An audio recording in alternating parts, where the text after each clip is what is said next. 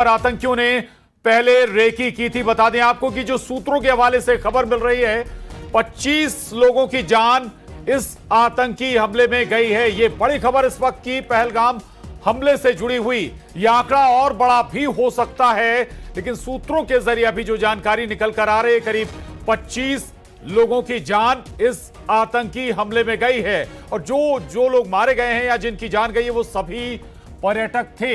यह भी बताया जा रहा है कि एक रेकी भी की गई थी आतंकियों के जरिए। 1 से 7 अप्रैल के बीच ये रेकी की गई थी और उसके बाद टारगेट किया गया, खासतौर से पर्यटकों को निशाना बनाया गया। यह भी बताया जा रहा है कि जो लोग वहां पर सैलानी थे उनसे कलमा पढ़ाया गया और जो कलमा नहीं पढ़ पाया उसे गोली मार दी गई। और रोते बिलखते हुए भी जो तस्वीरें हमने आपको दिखाई थी, कई पर्यटक नजर आ रहे थे जिनके परिजन इस आतंकी हमले में या तो घायल हुए या फिर जिनकी जान गई है। आपको बता दें कि आतंकियों ने कई लोगों का बताया जा रहा कि पैंट भी उतरवाया और आतंकियों ने पहचान साबित कर फिर गोली मारी है। आतंकियों ने लोगों से कलमा पढ़ने के लिए कहा और जो नहीं पढ़ पाया उसे गोली मार दी। आपको बता दें कि पहलगाम आतंकी हमले से जुड़ा यह मामला, आतंकियों ने मजहब जानने के बाद फायरिंग की है। आतंकियों ने लोगों से कलमा पढ़ने को कहा और जो नहीं पढ़ पाया उसे टारगेट किया गया है। यह भी बता दें आपको कि प्रधानमंत्री नरेंद्र मोदी को जैसे ही ये जानकारी लगी, इसके बाद तुरंत उन्होंने देश में गृहमंत्री से बात की। गृहमंत्री से तुरंत जम्मू कश्मीर पहुंचने के लिए उन्होंने कहा। गृहमंत्री अमित शाह जम्मू कश्मीर के लिए निकल भी गए। ये भी बता दें कि जम्मू कश्मीर में ही रुकेंगे आज गृहमंत्री अमित शाह, हालात को समझेंगे। और यह भी प्रधानमंत्री नरेंद्र मोदी ने साफ कर दिया है, भले ही वो सऊदी अरब में बैठे हो, उन्होंने साफ कर दिया है कि एक भी ना तो आतंकी बख्शा जाएगा और ना ही इस आतंकी हमले में शामिल लोग जो इस आतंकी हमले के पीछे हैं वो भी नहीं बख्शे जाएंगे। तो माना यह जा रहा है कि यह पुलवामा आतंकी हमले के बाद जम्मू कश्मीर में सबसे बड़ा आतंकी हमला पहलगाम की वैसरन घाटी में हुआ है। और गृहमंत्री अमित शाह बताया जा रहा है कि कुछ समय बाद जम्मू कश्मीर पहुंच जाएंगे और वहां पर हालात का जायजा भी लेंगे। घायलों से भी मिल सकते हैं। 10 से ज्यादा बताया जा रहा है कि घायल भी हैं, इसमें 8 से ज्यादा लोग घायल भी हैं और उन सभी घायलों से मुलाकात भी कर सकते हैं। और इतना ही नहीं, पर्यटकों के लिए एक हेल्प डेस्क भी बनाया गया है। चूंकि जो जिनकी जान गई है वो लगभग सारे बताया जा रहा है कि सैलानी हैं, पर्यटक हैं और उनमें 2 ऐसे पर्यटक भी हैं जो विदेशी नागरिक हैं। इनमें यह भी बताया जा रहा है जो एक इजरायली हो सकता है, ऐसी आशंकाएं जाहिर की जा रही हैं। एक इजरायली और एक इटली नागरिक हो सकता है, जो 2 विदेशी नागरिक जिनकी जान गई है उनमें ये 2 देशों से जुड़े हो सकते हैं। तो इस वक्त की सबसे बड़ी खबर है, मजहब जानने के बाद आतंकियों ने निशाना बनाया सैलानियों को। और दरअसल जम्मू कश्मीर में आतंकी लगातार अपना पैटर्न बदलते रहे हैं, तरीका बदलते रहे हैं दहशत फैलाने का, दहशतगर्दी फैलाने के तरीकों में वो बदलाव लाते रहे हैं। और अब इस बार अब पर्यटक निशाने पर आए हैं। कुछ समय पहले जो पैटर्न था कि अचानक गोली मारी और भाग गए, इस तरह का पैटर्न भी हमने देखा कि व्यापारियों को निशाना बनाना शुरू कर दिया था बीच में आतंकियों ने। और उससे पहले अगर बात करें तो जवान निशाने पर होते थे, सुरक्षा बलों के, सेना के जवान आतंकियों के निशाने पर होते थे। 1990 से जो दौर शुरू हुआ, 1990 में घाटी लगभग अगर हम कहें तो सिख हिंदू से खाली हो गई घाटी। अब 1% ही हिंदू घाटी के अंदर लगभग बचे हुए हैं। और इसके बाद अभी भी जो कत्लेआम है अगर हम कहें तो अभी भी ये एक बार फिर वो उस दौरान की घटनाएं ताजा होती हुई नजर आ रही हैं। उन्होंने अंजाम कैसे दिया और किस तरीके से कर रहे हैं? देखिए, वो टेररिस्ट अंदर आ तो गए और फिर जो टूरिस्ट थे उनको पूछते उनका धर्म, जो हिंदू थे उनको मार दिया। एम क्या है उनका? उनका लक्ष्य है कि पूरे वैली के अंदर और हिंदुस्तान के अंदर मुसलमानों के खिलाफ रोष पैदा हो जाए और उनको हम हमला करना और मारना शुरू कर दें। ये उनका एम है। आग पूरी हिंदू मुसलमानों के खिलाफ आग लगा दें, ये उनका हम एम पूरा नहीं होने देंगे। इसलिए अगर राइट थिंकिंग हमारे मुस्लिम ब्रदर्स हैं और हिंदूज मिलके इस काम को अंजाम दें, आपको सफलता मिलेगी। रक्षा विशेषज्ञ को आप सुन रहे थे। क्या तरीका, क्या एजेंडा इसके पीछे हो सकता है? दरअसल मूल भावना अगर हम बात करें तो सीधे शब्दों में इसके पीछे पाकिस्तान की मूल भावना होती है। खुद जिस हालात में पाकिस्तान फंसा हुआ है उससे अपनी जनता का, दुनिया का ध्यान भटकाना और मामला जम्मू कश्मीर पर ले आया जाए, उस पर लगातार प्रयास पाकिस्तान करता रहा है। और आज एक बात और यहां पर गौर करने वाली है, प्रधानमंत्री नरेंद्र मोदी सऊदी अरब गए हैं और पाकिस्तान को अगर सबसे ज्यादा मदद कहीं से मिलती रही है तो वो अरब कंट्रीज हैं, सऊदी अरब जैसे देश हैं जहां से लगातार पाकिस्तान को मदद मिलती रही है। और एक सूत्रीय एजेंडा रहा है मोदी सरकार का कि आतंकियों को कैसे समेटा जाए, कैसे आतंकी समर्थित देशों पर लगाम लगाई जाए।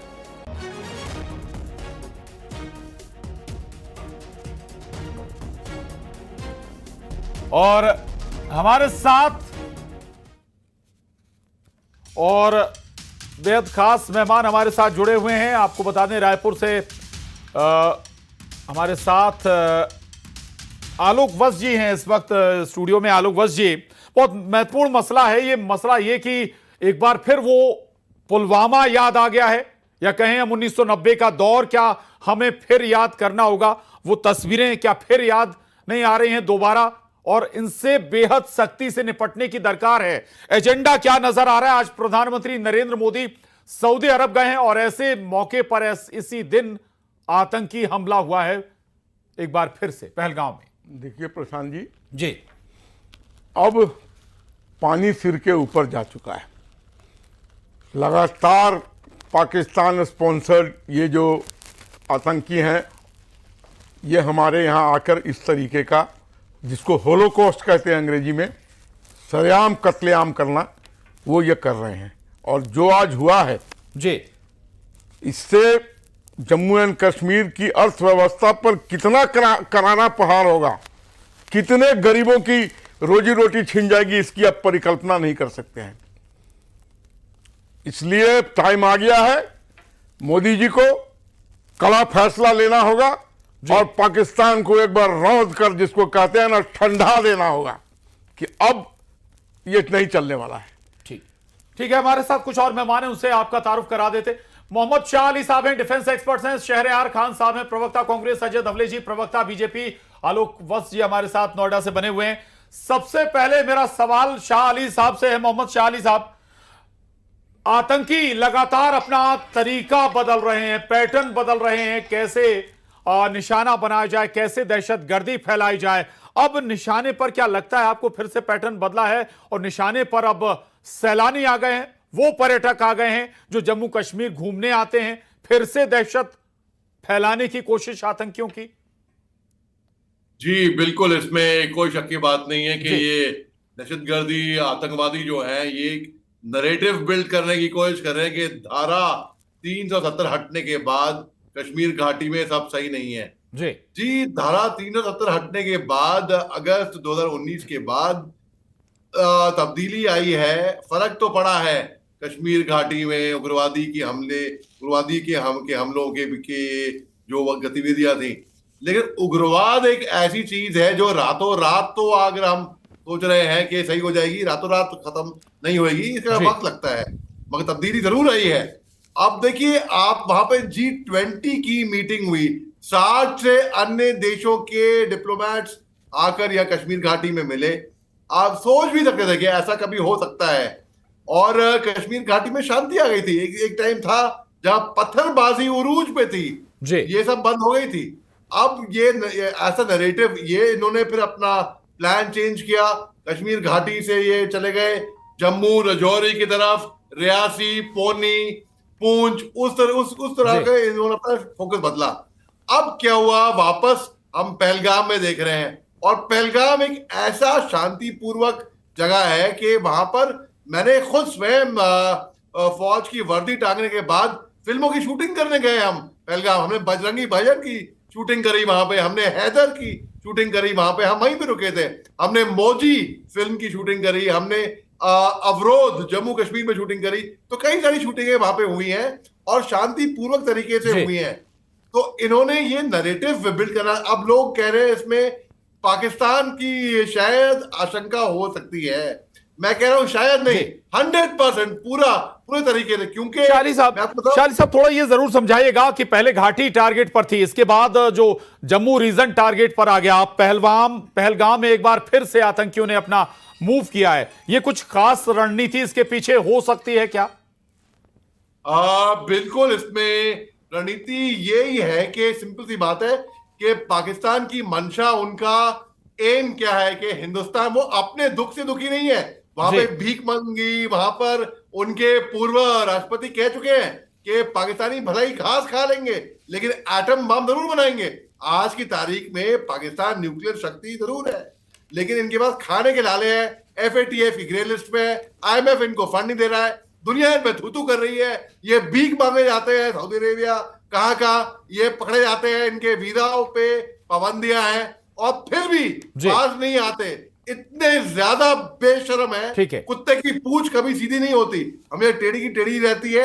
अब ये नासुर है, ये पाकिस्तान और चीन दो ऐसे वाहिद मुल्क हैं जिनको मैं बोलता हूं कि बिल्कुल नासुर हैं। ये अगर हम सोच रहे हैं इनका इलाज कर पाए, इलाज मुश्किल है लेकिन कंट्रोल जरूर कर सकते हैं। अब इतना क्रोध, इतना गुस्सा है कि हमने 2016 में इन पे सर्जिकल स्ट्राइक करी, हमने 2019 में इन पे बालाकोट एयर स्ट्राइक करी। उसके आगे क्या है? उसके आगे सर्जिकल स्ट्राइक के बाद, उसके बावजूद भी बात नहीं आ रही है, उसके आगे जंग ही है। मैं वॉर मॉन्गरर नहीं हूं बिल्कुल भी, मैं शांतिमय सैनिक था, लेकिन मैं जानता हूं जवाब जरूर देना होगा जी, इन्हें जवाब जरूर देना होगा। लौटूंगा मैं अजय धवले जी, जवाब देने की बात है।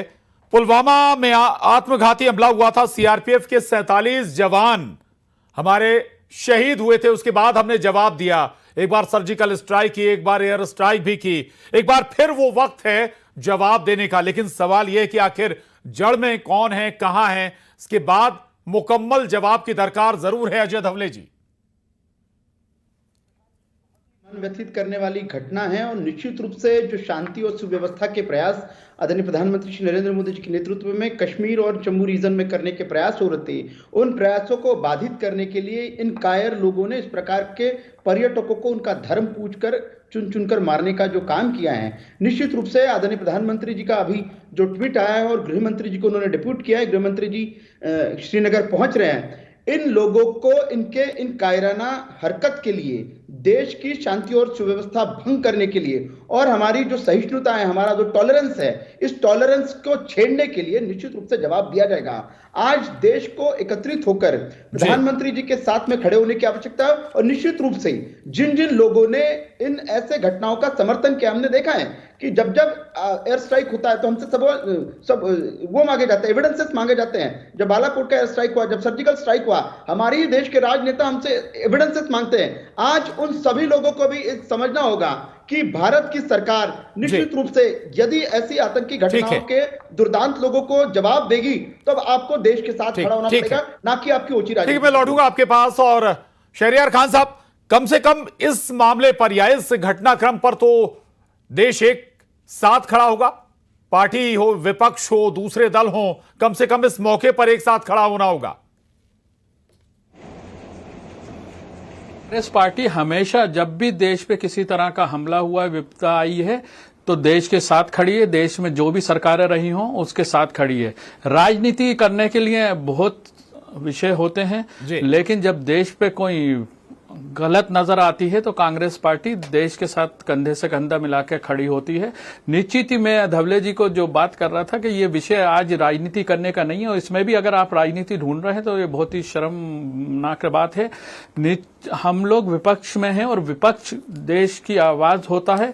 और आज जो देश में जो हमारे अमन और चैन का माहौल कश्मीर में बन रहा था उसको खराब करने का ये आतंकवादियों ने जो कोशिश करी है उनको पुरजोर जवाब देना चाहिए। और कांग्रेस पार्टी देश की सरकार के साथ है और आतंकवाद का कोई धर्म नहीं होता। जिस तरह से खबरें निकल के आ रही हैं कि उन्होंने धर्म पूछ के हत्याएं करी हैं, तो ये बहुत ही दुखदाई और शर्मनाक हरकत है। और देश की सरकार को हम मांग करेंगे कि अगले 48 घंटों के अंदर देश से बाहर न जा पाए ऐसे आतंकी, उनको दुर्यंत आतंकियों को पुरजोर जवाब देकर देश के लोगों की भावनाओं के साथ और विदेश में एक मैसेज देने के लिए कि देश में कश्मीर वो जन्नत जो कहलाता है, वहां पर अमन और चैन का माहौल बनाने के लिए सरकार अपने कमिटमेंट के साथ है, प्रयास करे। ठीक बात है। आज पाकिस्तान जब भी ठीक पाकिस्तान जब भी देश में अमन और जी बिल्कुल अमन और शांति होनी चाहिए। जम्मू कश्मीर की फिजा जैसी देखी गई है, सोची गई है, वैसा होना भी चाहिए। लेकिन ये एक दाग खराब नहीं कर सकता, या कहीं एक घटनाक्रम फिर से वैसे हालात नहीं बना सकता है जम्मू कश्मीर में। ये हमें जरूर समझना होगा। शेख रुस्तम साहब, ये जो आतंकी हमला हुआ, इसके पीछे क्या आपको कुछ और भी नजर आता है? बहुत सारे मुद्दे यहां पर चल रहे थे। जम्मू कश्मीर अब धीरे धीरे शांति की ओर बढ़ रहा था, लगातार पर्यटक वहां जा रहे थे, ना केवल देसी सैलानी, विदेशी सैलानी वहां पर जा रहे थे। वो अच्छा नहीं लगा पड़ोसियों को?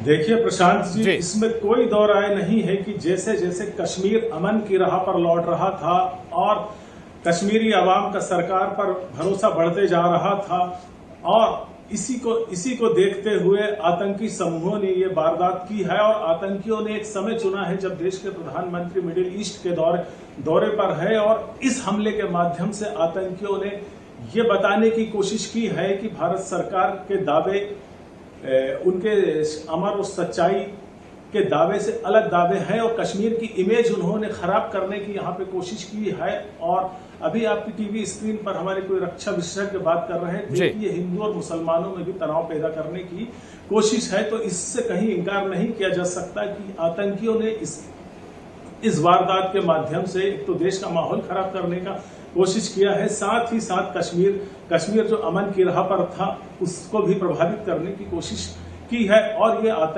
आतंकी वारदात एक हैवानियत से भरी हुई वारदात है। और जैसे कि खबरें आ रही है, इन आतंकियों ने सैलानियों का मजहब पूछा है या उन्हें कलमा पढ़ने के लिए कहा है, तो इसे तो किसी भी तरह से जायज नहीं ठहराया जा सकता। और ये सिर्फ किसी धर्म से जुड़े हुए नहीं है, बल्कि इनका एक ही धर्म है, और वो है सिर्फ आतंक। और ये जमीन पर फसाद फैलाने वाले लोग हैं। इनके खिलाफ सख्त कार्रवाई के अलावा कोई और विकल्प नहीं हो सकता। जी आलोक वत्स जी, इसमें मैं वर्तमान में जो वक्फ कानून चल रहा है, आज ही एक बहुत बड़े मौलाना, उन्होंने बहुत बड़ा बयान दिया था।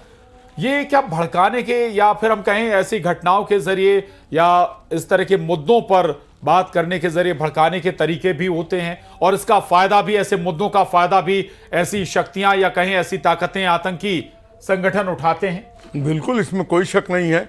जिस तरीके से वक्फ बोर्ड पर बहुत से मौलानाओं ने और बहुत से नेताओं ने जिस तरीके के भड़काऊ लैंग्वेज बोली है, ये उस सब का परिणाम है कि वो रिटेलिएशन में इस तरीके का काम कर रहे हैं। और मैं अगर आपको एक कदम आगे बढ़ के कहूं तो इंटेलिजेंस का कंप्लीट फेल्योर है जी, कि वो पहाड़ी रास्ते से आए, वहां आकर उन्होंने लोगों से बातें की, पैंट उतरवाया, कलमा पढ़ने को कहा, हिंदी में बात कर रहे थे, और एक एक करके सबको मार दिया और आराम से फिर पहाड़ से चढ़ के उतर गए। हमारा इंटेलिजेंस कहां था? हमारी सिक्योरिटी कहां थी? क्या कर रही थी? अगर टूरिस्ट हैं तो उनको कोई भी सिक्योरिटी कॉर्डन नहीं है क्या उनके लिए? जी, लेकिन अब हाथ पर हाथ धर के रखने का वक्त नहीं है। ठीक है, पुलवामा हुआ था तो उसका जवाब दिया गया था, लेकिन अब माकूल जवाब देने का वक्त है। अब देश के लोग उबाल पर हैं, इस मामला को पूरी तरीके से ठंडा करना होगा। और एक बार अगर हम लोगों ने ठान लिया तो उनको ऐसी सबक सिखाएंगे कि आने वाले 100 वर्षों तक वो इधर का रुख नहीं करेंगे। जी, ये चिटपुट लुका छिपी खेल करके जो हमारे नागरिकों को मार रहे हैं, आज उसकी अर्थव्यवस्था भी इन्होंने कमजोर कर दी है। कौन आएगा, कौन जाएगा अब जम्मू कश्मीर? आप जाएंगे? कोई जाएगा? तो वहां तो पर्यटक ही माध्यम है उनके रोजी रोटी का एक। वो हमारी अर्थव्यवस्था को भी ध्वस्त करना चाहते हैं। और मैं मुस्लिम लीडर से और वो पॉलिटिकल लीडर से अपील करना चाहता हूं कि आप लोग देश हित में उल्टी सीधी बयाने देना बंद करें, आग लगाने का काम बंद करें। इससे भारत की अस्मिता और भारत की अखंडता पर आंच आएगी और आपको देश माफ नहीं करेगा। जी, मोहम्मद शाह अली साहब, अभी जिक्र किया वत्स जी ने कि भाई इंटेलिजेंस फेलियर हो गया, ये बात ठीक है। बताया यह भी जा रहा है कि 1 से 7 अप्रैल के बीच रेकी की गई और हमारी इंटेलिजेंस को कहीं कोई खबर नहीं थी। यानी बहुत बड़ा फेलियर तो है ये। शाह अली साहब,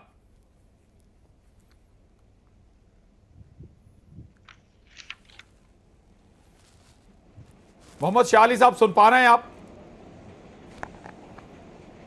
चलिए, मोहम्मद शाह अली साहब हमारे साथ उनसे संपर्क नहीं हो पा रहा है। अजय धवले जी से इस पर जवाब जरूर चाहेंगे। अजय धवले साहब, क्या हम लोग निष्फिक्र हो गए थे कि अब सब कुछ शांत हो गया? हम भूल गए थे क्या कि पड़ोसी मुल्क पाकिस्तान है हमारा, वो जो भी मौका देखेगा हमें हिट करने से बाज नहीं आएगा?